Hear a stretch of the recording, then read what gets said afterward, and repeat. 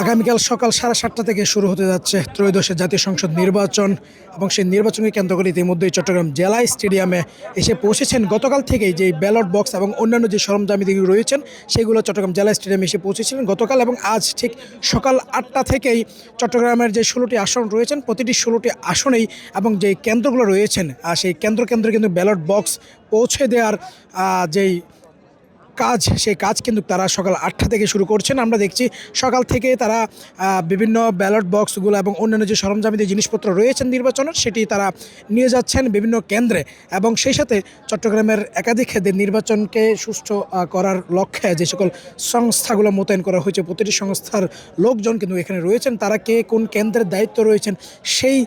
জিনিসপত্রগুলো তারা দেখভাল করেই এই জায়গা থেকে তারা যাচ্ছেন এবং আজ থেকেই কিন্তু তারা চলে যাচ্ছেন তাদের নির্দিষ্ট যে কেন্দ্র রয়েছে সেই কেন্দ্র এবং ঠিক